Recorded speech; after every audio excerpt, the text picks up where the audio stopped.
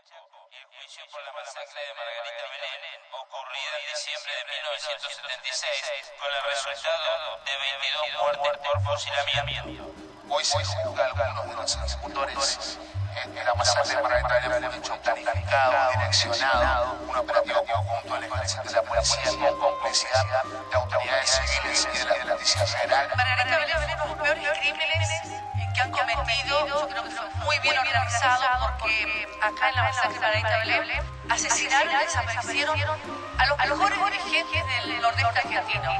Creemos que hoy comienza a romperse el cerco a la impunidad, pero falta mucho para que podamos decir, aún si fueran condenados, las casas son justicia, nos falta conocer la totalidad de las víctimas, la totalidad de las personas responsables, cómplices y por supuesto el destino final, quienes hasta hoy permanecen como desaparecidos. En realidad es el dolor más grande que nos queda. En marzo de 1976, Videla, Macera y Agosti derrocaron al gobierno constitucional de María Estela Martínez de Perón, dando inicio a la última dictadura cívico-militar en Argentina. Un ciclo de muerte, persecución y ajuste económico que se replicó en los distintos gobiernos de facto de toda América Latina. Comunicado número 1 de la Junta Militar. Comunica a la población que a partir de la fecha el país se encuentra bajo el control operacional de la Junta Militar. Se recomienda a todos los habitantes el estricto acatamiento a las disposiciones y directivas que emanen de autoridad militar, de seguridad o policial. En este ciclo televisivo indagaremos el camino social, político y económico que instauró el golpe y las consecuencias que todavía vivimos en Argentina. Pondremos el foco en este lugar, Margarita Belén, específicamente la madrugada del 13 de diciembre de 1976. Aquí murieron fusilados más de 20 mujeres y hombres. La versión oficial dijo que fue durante un intento de fuga, en un traslado de rutina. Pero 42 años después, familiares y militantes siguen buscando los cuerpos desaparecidos. Y aunque varios juicios buscaron las responsabilidades militares, todavía quedan las responsabilidades civiles. Decir que la historia es relato supone reconocer que la historia es contada, es narrada, según interpretaciones y que por lo tanto existen distintos relatos de la historia. De ningún modo esto quiere decir que no hay hechos o acontecimientos a los cuales esos relatos deban remitirse. Digo esto a propósito de que vivimos en una sociedad del espectáculo donde el poder comunicacional, ¿no?, hace que se pueda montar una realidad sin que tenga asidero ninguno y que actúan también en complicidad con otros poderes, ¿no es cierto? Concretamente en la Argentina, pero también, como estamos viendo en Brasil o en los intentos desestabilizadores de Venezuela, actúan claramente en connivencia con una parte importante del aparato judicial. Si bien esto se puede construir y montar espectáculos, ¿no? Que haya reconocer que la historia es un relato no supone pensar que sea que simplemente aquello que se pueda contar sin que tenga un correlato con lo real. La cuestión es que la historia es contada por personas, hombres, mujeres, que lo hacen desde una cosmovisión. Esa cosmovisión es lo que solemos llamar ideología. La ideología es un conjunto de creencias, prejuicios, conceptos también provenientes de la ciencia, etcétera, etcétera, y que responde, ¿no?, que forman parte de lo que es la subjetividad de todos los sujetos, seamos o no conscientes de ellos.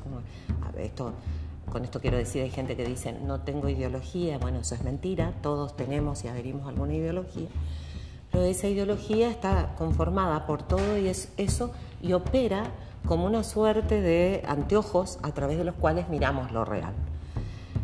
O sea que la historia puede ser contada según esa ideología.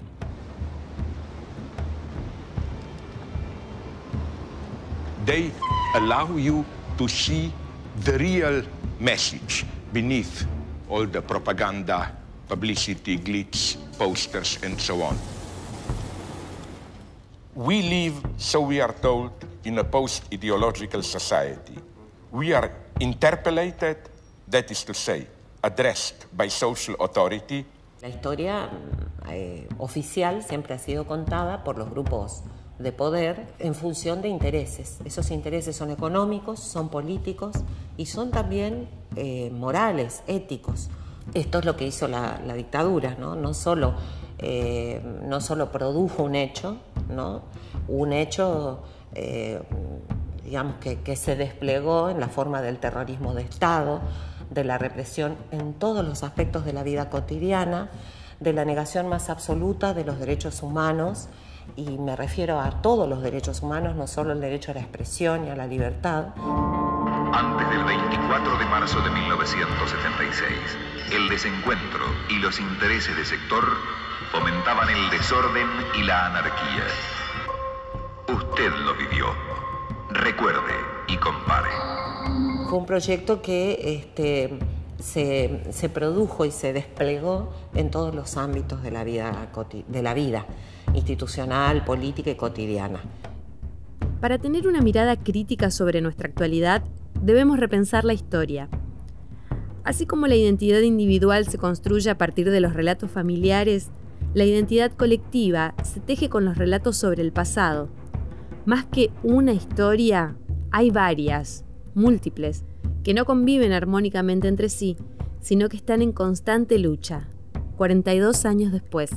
Si no hubiese habido violación de derechos humanos en la historia de la humanidad, no hubiésemos llegado a tener que enunciarlos y ponerlos en códigos, normas internacionales, acuerdos internacionales. Siempre suponen la defensa de aquellos que están en situación de subalternación con respecto al poder, en situación de vulneración de aquello que se considera derechos fundamentales. Desde esta perspectiva es una lógica, por lo tanto recuperar la memoria en términos de derechos humanos significaría reconstruir la historia desde aquellos cuyos derechos nos fueron vulnerados, que no fueron solo los militantes, ni los presos políticos, ni las familias de los presos políticos, sino toda una sociedad. Señores jueces, quiero renunciar expresamente a toda pretensión de originalidad para cerrar esta requisitoria. Quiero utilizar una frase que no me pertenece, porque pertenece ya a todo el pueblo argentino. Señores jueces, nunca más. El libro Nunca Más fue uno de los primeros textos en contar los detalles de los secuestros y desapariciones planificados en la dictadura cívico-militar argentina.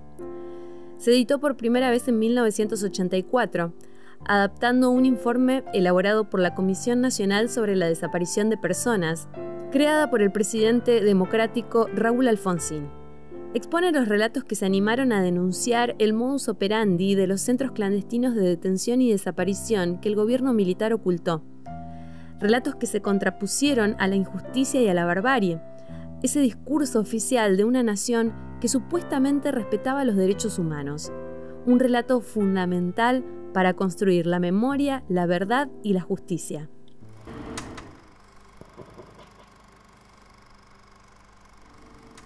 Se va a iniciar una etapa nueva de un juicio sin antecedentes en el mundo, de tal importancia que, de acuerdo a mi opinión, terminará con 50 años de frustración democrática y decadencia nacional. Durante los juicios a las juntas militares en 1985, Argentina estuvo en boca del mundo. Por primera vez en la historia, el pueblo juzgaba a sus autoridades militares por los crímenes cometidos, algo que no sucedió en ningún otro país del Plan Cóndor. En Chaco, en 2010, comenzaron los juicios por Margarita Belén. Es uno de los juicios emblemáticos en la búsqueda de verdad sobre los crímenes de lesa humanidad cometidos por la dictadura cívico-militar. Se inició en el Chaco el juicio por la masacre de Margarita Belén, ocurrida en diciembre de 1976, con el resultado de 22 muertes por fusilamiento. Hoy se juzga a algunos de los ejecutores La masacre de Margarita Belén fue un hecho planificado, direccionado, un operativo conjunto del Ejército y la Policía con complicidad de autoridades civiles y de la Justicia Federal. Es decir, creemos que hoy comienza a romperse el cerco a la impunidad, pero falta mucho para que podamos decir, aún si fueran condenados, que acá se hizo justicia. Nos falta conocer la totalidad de las víctimas, la totalidad de las personas responsables, autores directos, autores mediatos, cómplices y por supuesto el destino final de quienes hasta hoy permanecen como desaparecidos, que en realidad es el dolor más grande que nos queda. Yo creo que los juicios tienen un doble valor y un doble sentido. Por un lado, la acción simbólica y reparatoria, que además tiene hacia las víctimas. Simbólica porque en el derecho penal, digamos, la sanción llega después del hecho cometido y no tiene reparación, ¿no? En términos de restituir la cosa al tiempo anterior de lo que sucedía, ¿no? En el derecho penal el juicio llega para sancionar, como una sanción simbólica de lo que no debió haber sido, ¿no? Uno siempre piensa en los crímenes de lesa humanidad como hechos, como delitos que han ofendido no solamente a las víctimas ni a nuestra sociedad, sino que han ofendido a la humanidad por completo, al universo de la humanidad, ¿no? Entonces el sentido de la reparación respecto a esto tiene su trascendencia de lo individual a lo social. Hay una sensación o una vivencia de satisfacción, por un lado, para las víctimas inmediatas de lo que fue el terrorismo de Estado, para los expresos y presas políticas, para los hijos, para las madres, para los hijos recuperados, porque de alguna manera está la justicia, quien tiene la función social de decir esto no se debe hacer y que si se hace por lo tanto hay un castigo. Condenando al teniente general Jorge Rafael Videla a la pena de reclusión perpetua, inhabilitación absoluta perpetua, condenando al almirante Emilio Eduardo Macera a la pena de prisión perpetua, inhabilitación absoluta. Como regla, en el derecho penal, en el proceso penal, la víctima no está, no existe. Es el fiscal que acusa, es el imputado, su defensor y el juez o los jueces que investigan y que condenan o no. La víctima, la damnificada del delito, no aparece, no está, no hay reglas para ella, excepto que se constituya como querellante. Lo que le hizo al Poder Judicial, los juicios de lesa humanidad, fue incorporar el rol de las víctimas en esta investigación. Una víctima que no era una víctima cualquiera, una víctima que había pasado los más extremos tormentos y delitos afines considerados graves para la humanidad, ¿no? O sea, una víctima que ha mantenido tal vez ese trauma en su memoria durante 30 y pico de años, que fue cuando volvimos a retomar los juicios de lesa humanidad. Y una víctima que además venía a contar lo que le pasó a ella, pero además lo que le pasó a sus compañeros o compañeras. O sea, y una víctima que venía a contar el contexto. Y una víctima que por su testimonio se volvía a constituir en una prueba fundamental para el proceso. Me desnuda, me ata la camisa y me aplica picana. Mi beba lloraba. Yo seguía con las manos atrás. Yo seguía con los ojos vendados. No me la querían dar. En brazos, pezones, ombligo y piernas. Ese día hice la promesa que si mi beba vivía y yo vivía, iba a luchar todo el resto de mis días porque se hiciera justicia. Y yo lo único que decía en esa vez, una sola palabra, increíble, increíble.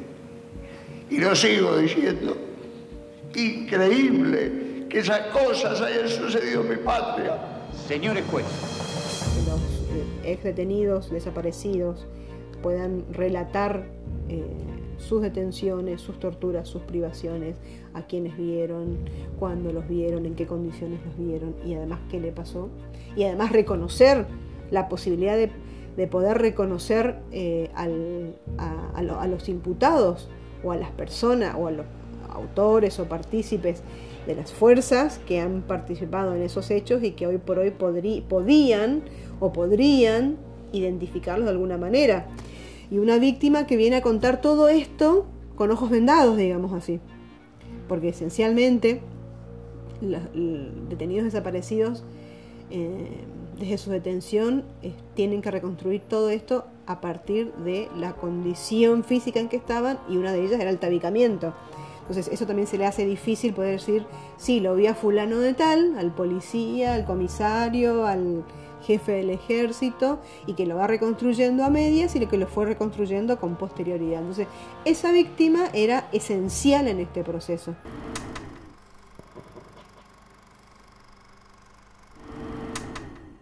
El 2 de agosto de 2002, el Congreso de la Nación promulgó la Ley 25.633, que declaró el 24 de marzo como el Día Nacional de la Memoria por la Verdad y la Justicia. Se propone como un día de reflexión sobre nuestra historia política, social y económica, pero también sobre nuestro presente. Porque la memoria es un ejercicio constante para pensarnos en nuestra cotidianidad, como sujetos, como colectivo y como país. Hay dos elementos que me parecen que hay que mantenerlos y que de alguna manera explican la historia y el presente.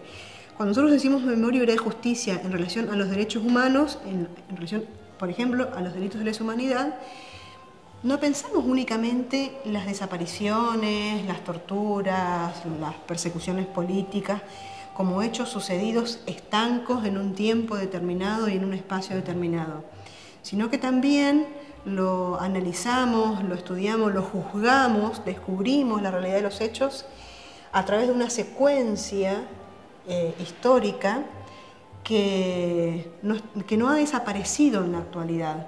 Es decir, yo pienso en el accionar del terrorismo de Estado como un accionar disciplinador de la sociedad a los fines de hacer una redistribución económica de lo que en su momento la renta nacional distribuía.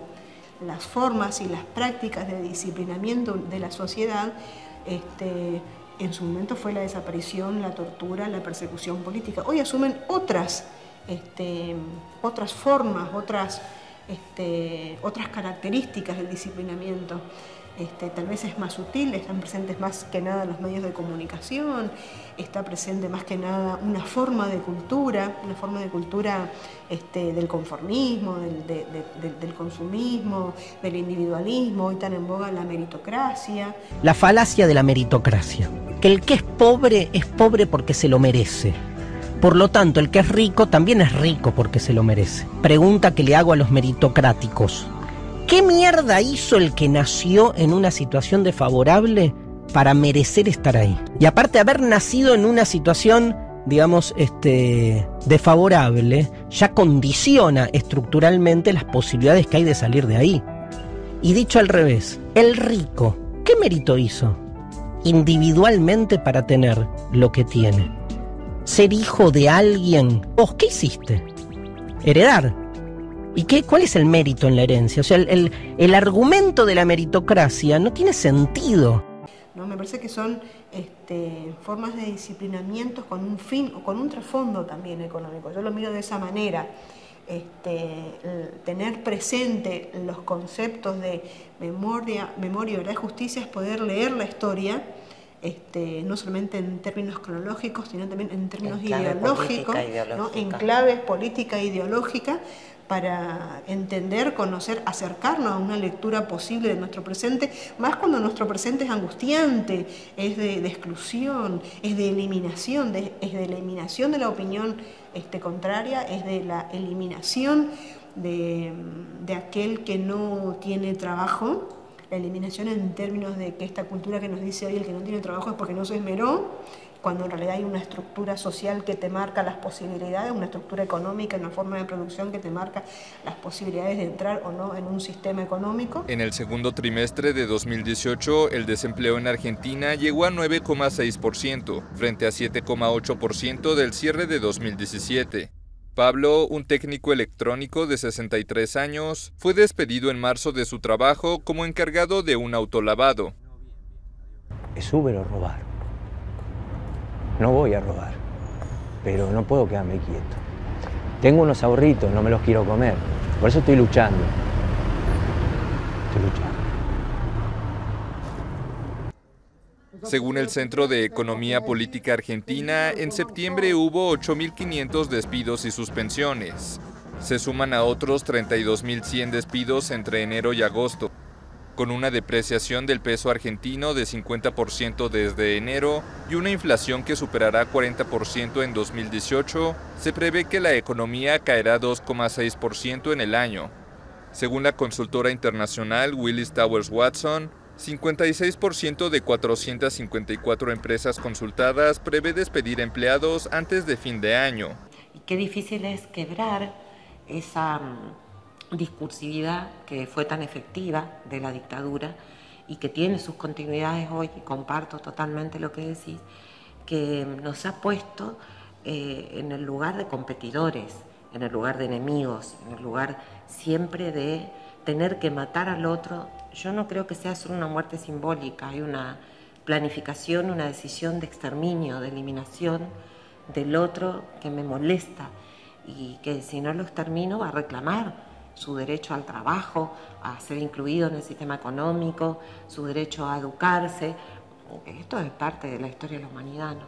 Memoria, verdad y justicia no es solamente verla en un compartimiento estanco de lesa humanidad o terrorismo de Estado, sino que creo que nos permite trasladar esos conceptos a través de la historia y poder ver cómo cambia el conflicto social, inclusive cómo en otro tiempo fue legítimo y cómo en nuestra contemporaneidad de estos últimos 2, 3, 4 años lo que es el reclamo social, lo que es la cuestión social y la cuestión colectiva está siendo muy empujada a lo ilícito, a lo ilegítimo, ¿no? El reclamo colectivo está, veo, digamos, en el escenario social, está asociado a lo ilícito, a lo ilegítimo, ¿no? Por eso creo que está el otro mensaje social de la individualidad, ¿no? De la meritocracia, del esfuerzo personal para lograr algo. Y en momentos históricos lo colectivo fue la fuerza popular, fue la renovación, fue los avances en la construcción de derechos. Me agarró 1 hora en la esquina del hipódromo de Palermo, 4 pelotudos y la cana los cuida. Lo que dije yo. Yo no sé, pero son... Burri, ¿qué mierda hace Burri? ¿Qué mierda hace Burri? ¿Qué te dije? Que ponga a la gendarmería y lo saquen a patada en el orto de una vez por todas. Si no tenés ovarios, andate. Claro, Chao, 200 millones de autos parados por 4 pelotudos. Sí. 4 negras gordas que están ahí con una bandera. Bueno, pero ahora tenés hijos de populares. 1000 putas, sáquenlo de ahí, estos hijos de 1000 putas. ¿Qué olla popular de la poronga? Después se van a coger y tienen 14 pibes más.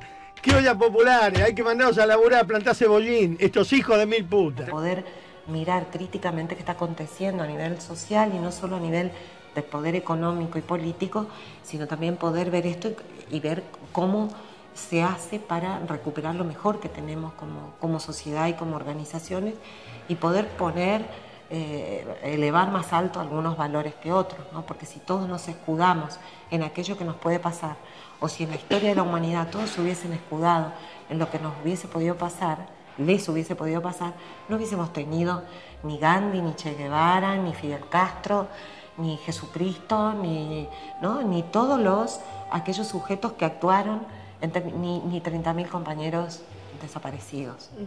Quiero que quede claro que como presidente de la Nación Argentina no tengo miedo, ni les tengo miedo, que queremos el ejército de San Martín, Belgrano, Mosconi y Sabio, y no de aquellos que asesinaron a sus propios hermanos, que fueron de Videla, Galtieri, Viola y Viñones. Hay un nuevo país. Y esto es mirar cómo es un permanente desafío, sobre todo vivir de este lado del mundo, que somos siempre el espacio geográfico y necesario para que los países centrales sigan siendo ricos. Y para eso necesitan someternos y empobrecernos. No son consignas, a veces parece que son consignas, ¿no? No son consignas, es una realidad y por eso estas continuidades que vos señalabas. siempre vuelven, avanzamos, retroceden un poco, pero vuelven. Y cada vez que vuelven, vuelven en forma más sádica, ¿no? Más hipócrita, velando más los discursos, disfrazándose. Necesitamos fuerzas armadas que se adapten a las amenazas del siglo XXI. Sabemos que todo esto debe hacerse sin descuidar el objetivo principal e irrenunciable de nuestras Fuerzas Armadas, corrigiendo así una situación postergada durante muchos años.